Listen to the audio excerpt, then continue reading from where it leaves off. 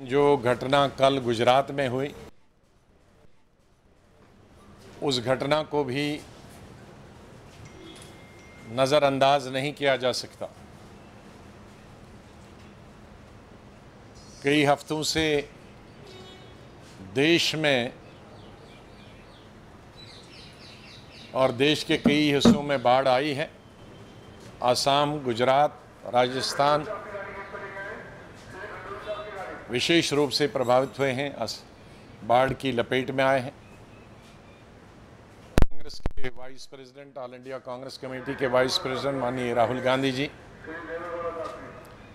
3-4 दिन के दौरे पर थे इन राज्यों के, ताकि लोगों की समस्याएं देखें, उसमें अपनी पार्टी के वर्कर्स को जोड़ें, पार्टी के लीडर्स को जोड़ें, लोगों की सहायता हो जाए ज़्यादा से ज़्यादा। उन्होंने पहले आसाम का जो फ्लड अफेक्टेड एरियाज़ थी उनका दौरा किया, उसके बाद राजस्थान गए और राजस्थान के बाद वो गुजरात, विशेष रूप से उस डिस्ट्रिक्ट में गए, बनासकांठा, जो सबसे ज़्यादा प्रभावित हुए हैं और जो एक डिस्ट्रिक्ट में जहां सबसे ज़्यादा लोग बाढ़ की वजह से मरे हैं और नुकसान हुआ है जानी माली, वहां गए जहां चीफ मिनिस्टर खुद 5 दिन के बाद गए थे। 5 दिन तक मुख्यमंत्री नहीं गए। जब हम लोगों ने यहाँ शोर मचाया कांग्रेस पार्टी ने, तो तब मुख्यमंत्री वहाँ गए, उसी डिस्ट्रिक्ट में गए थे। और उस डिस्ट्रिक्ट में धनेरा तहसील है, वहाँ चले गए। धनेरा तहसील में सबसे पहले वो एक घर में गए जिनके परिवार को नुकसान हुआ था जानी माली, फिर दूसरे परिवार के घर गए, फिर तीसरे परिवार के घर गए लोग, और उसके बाद एपीएमसी की जो मंडी है जहां अनाज का नुकसान हुआ था बहुत मात्रा में, और वहां मंडी के लोग और किसान और दूसरे लोग जमा थे हज़ारों की तादाद में, उनसे भी मिले। उसके बाद धनेरा लाल चौक में 3-4 हज़ार लोग खड़े थे जो माननीय राहुल गांधी का स्वागत भी करना चाहते थे, और वो चाहते थे कि वो हमें संबोधित करें। और उसमें पार्टी के लोग थे जिनकी ड्यूटियां लगनी थी अलग अलग जगह, जो बाढ़ से प्रभावित एरियाज़ हैं, उनको भी समझाना था। लेकिन दुर्भाग्य से राज्य सरकार, जहां उनकी सहायता होनी चाहिए थी, मदद होनी चाहिए थी, विपक्ष को देना चाहिए था कि भाई आप हमें सहयोग करो, तो उन्होंने उस मीटिंग को डिस्टर्ब करने का प्रयास किया हर तरीके से। लेकिन माननीय राहुल गांधी जी डिस्टर्ब नहीं हुए। उन्होंने जो जिम्मेदारी उनको अपने वर्कर्स को देनी थी वो दी, उन्हें संबोधित किया। लेकिन मीटिंग के बाद जो ही वो निकल रहे थे मोड़ से 50 मीटर उस लाल चौक से, तो एक सोची समझी साजिश के तहत बीजेपी आरएसएस कुछ आदमी मोड़ पे, क्योंकि मोड़ पे स्पीड गाड़ी की कम हो जाती है, न होने शून्य के बराबर हो जाती है मोड़ के वक्त, तो ये प्री प्लान्ड साजिश थी। माननीय राहुल गांधी गाड़ी में आगे फ्रंट सीट पे थे, उनके पीएसओ पीछे थे, उनके पीए पीछे थे, उनका कांच नीचे उतरा हुआ था, लेकिन पिछला कांच जहां पीएसओ थे वो बंद था। तो एक बहुत बड़ा बोल्डर, जो पत्थर का और सीमेंट का कंक्रीट बोल्डर, इतना बड़ा बोल्डर तकरीबन 1.5 kg, इस तरह का ये है, ये भी एक उनमें से है इस तरह के। तो ये कोई वहां मिलने वाला नहीं है, ये लाए गए थे पहले। तो उन्होंने माननीय राहुल गांधी चूंकि शीशा खुला था तो उन पर फेंका। अगर ये पत्थर उनके सर पे आ जाता तो आप अंदाज़ा लगा सकते हैं कि कितनी चोट, ये तो बड़ा घातक हो सकता। लेकिन किस्मत उनकी अच्छी थी कि ये खुले हुए कांच से अंदर नहीं गया, जहां के माननीय राहुल गांधी बैठे थे फ्रंट सीट पे। ये पिछले कांच पे लगा जहां पीएसओ थे, और कांच टूट के ये पत्थर गाड़ी के अंदर पहुंच गया। तो इस तरह का जो मर्डरस अटैक मैं कहूँगा बीजेपी और आरएसएस ने कांग्रेस के वाइस प्रेसिडेंट माननीय राहुल गांधी पर किया, इसको हम स्ट्रांगली कंडेम करते हैं। और इससे ये भी चीज़ सामने आई, बीजेपी का मूड। बीजेपी पहले ही बहुत मशहूर है इन कामों के लिए, आज से नहीं 47 से, महात्मा गांधी से लेकर आज तक हम देखते आए हैं। राहुल गांधी जी एसपीजी कैटेगरी में, एसपीजी प्रोटेक्टी, जिसमें प्राइम मिनिस्टर और एक्स प्राइम मिनिस्टर और मिसेस गांधी की फैमिली, एक्ट ऑफ पार्लियामेंट के एक्ट से ये बना है कानून। और ये सबसे नंबर 1 कैटेगरी है प्रोटेक्शन की। इसकी पूरी जिम्मेदारी और जवाबदारी केंद्रीय सरकार और राज्य सरकार की होती है। राज्य सरकार पूरी तरह से असफल हुई है, पूरी तरह से नाकाम हुई है एसपीजी प्रोटेक्टी की सुरक्षा देने में, सुरक्षा करने में। इसलिए जहां हम इस बात को कंडेम करते हैं स्ट्रांगली, जहां हम इस बात को कहते हैं कि केंद्रीय सरकार और राज्य सरकार असफल हुई हैं राहुल गांधी जी को सुरक्षा देने में, आने वाले वक्त में, क्योंकि आने वाले 5-6 महीने बहुत कठिन हैं, इलेक्शन होने वाला है, राहुल गांधी जी को ट्रैवल करना है, तो इसकी जिम्मेदारी, उनकी सुरक्षा की जिम्मेदारी पूरी तरह से केंद्रीय सरकार और राज्य सरकार को लेनी होगी। अगर दोबारा ऐसी घटना होगी तो मैं नहीं समझता कि देशवासी इसको बर्दाश्त कर सकें।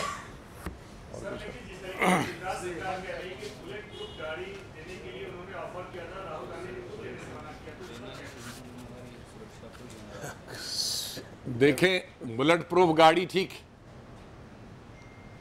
लेकिन कभी कभी नॉन बुलेट प्रूफ गाड़ी भी इस्तेमाल करना पड़ती। आप जब ऐसे प्रोग्रामों में जाते हैं, हज़ारों की तादाद में आपको लोग मिलते हैं, आप बुलेट प्रूफ गाड़ी में कांच नहीं खोलते।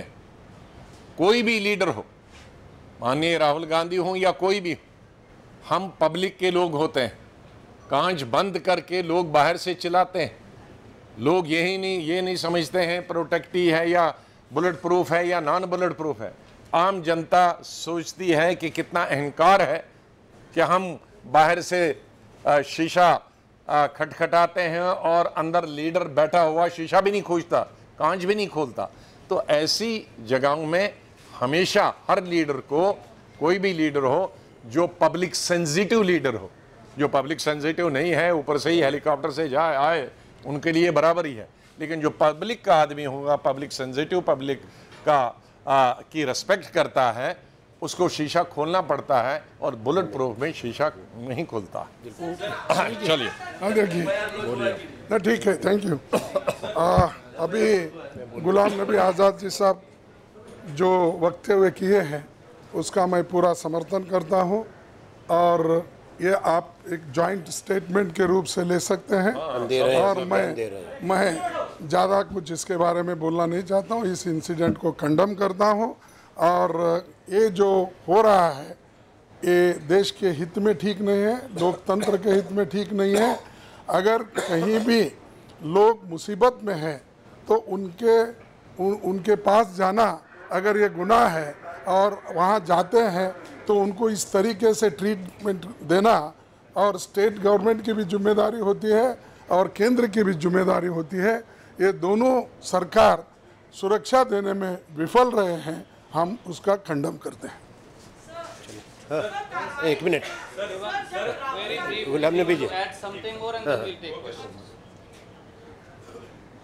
Well, as Ghulam Nabi ji has said, what happened yesterday in Gujarat is unacceptable in Indian democracy or in any civilized society.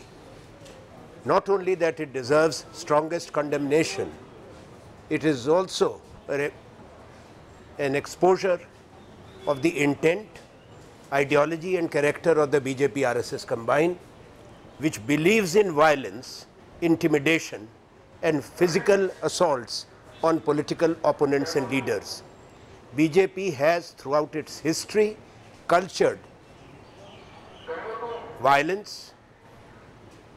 It is integral to their thinking and their political philosophy and their actions. The state government had a duty.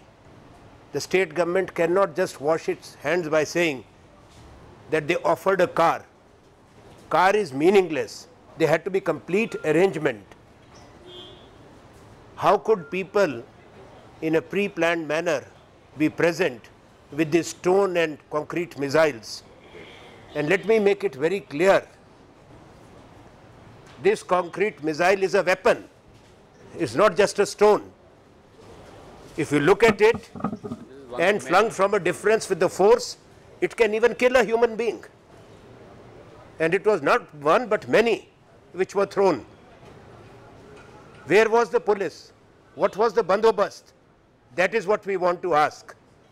BJP is using every possible mean to capture power everywhere, and now we have elections coming in Gujarat. Is the duty of the political leaders and right of Shri Rahul Gandhi to go and stand in solidarity with the people who have suffered from floods. He and the other Congress leaders cannot be prevented. What happened yesterday, what is happening for the last few months in various parts of the country, an atmosphere of fear and intimidation, the cult of violence, we can say, and we have apprehensions that this is galloping fascism in India. And we want to make absolutely clear that Indian National Congress has a history of 132 years. We have seen challenges, we have seen ups and downs. Neither Shri Rahul Gandhi nor the Congress leadership can ever be intimidated or suppressed. We shall stand and speak and fight the BJP RSS agenda, and we will defend Indian democracy as it is today. Thank you. एक बात सही है कि ये हमला जानलेवा था। अगर वो सारे पत्थर जो सीमेंट कंक्रीट के थे, अगर वो श्री राहुल गांधी के सर या शरीर के एक ऐसे हिस्से पर लगते तो कोई भी किसी प्रकार की चोट भी पहुंच सकती थी। बड़े पत्थर, बोल्डर, सीमेंट कंक्रीट के मोर्टार जब आप जोर से फेंकें तो आप निशाना बनाकर फेंकते हैं। वहां पुलिस भी खड़ी थी और पुलिस के साथ साथ भाजपा के कार्यकर्ता भी खड़े थे, और हमने बाकायदा उन भाजपा के कार्यकर्ताओं को नामित किया है जो एफआईआर की दरख्वास्त कल दी है। 4 लोगों को हमने आइडेंटिफाई करके उनमें नामित करके बताया, जिनके नाम थे जयेश दर्जी, मोड़ सिंह राव, मुकेश प्राग भाई ठक्कर, भगवान दास, हजा भाई पटेल और दूसरे कार्यकर्ता। परंतु कठपुतली पुलिस भाजपा की सरकार के इशारे पर कोई मुकदमा भी दर्ज नहीं कर रही। आज भी, इस समय भी जब ये वार्तालाप जारी है और ये पत्रकार वार्ता जारी है, तो हमारे लोग धनेरा में पुलिस स्टेशन के बाहर कल पूरी रात से धरने पर बैठे हैं। प्रश्न ये है कि क्या अब गोडसेवाद मोदीवाद में बदल जाएगा? कहीं ना कहीं दोनों हैं एक जैसे ही। हिंसा, डर, शारीरिक तौर से चोट पहुंचाना और जब नीतियां और रास्ता विफल होता दिखे तो फिर झुंझलाकर हिंसा का रास्ता अख्तियार कर लेना। शारीरिक हिंसा गोडसे के अनुयायियों का रास्ता 1948 जनवरी से रहा है और 2017 में भी वो लागू है। पर वो एक बात जान लें कि ना गोडसेवाद 1948 की जनवरी में कामयाब हो पाया और ना मोदीवाद की हिंसा 2017 में कामयाब हो पाएगी। ना श्री राहुल गांधी और ना कांग्रेस पार्टी, ना हम दबेंगे, ना झुकेंगे, ना डरेंगे, बल्कि एक निर्णायक तरीके से हर जगह जहां जहां समस्या होगी, जैसे गुजरात में अकेले बनासकांठा में 61 से अधिक लोगों की जानें गई, 218 से अधिक लोग गुजरात में बाढ़ में मारे गए। अगर उनकी बात कांग्रेस नहीं उठाएगी, जब सरकार मूक दर्शक बनी है तो कौन उठाएगा? हमारी ये लड़ाई जारी रहेगी।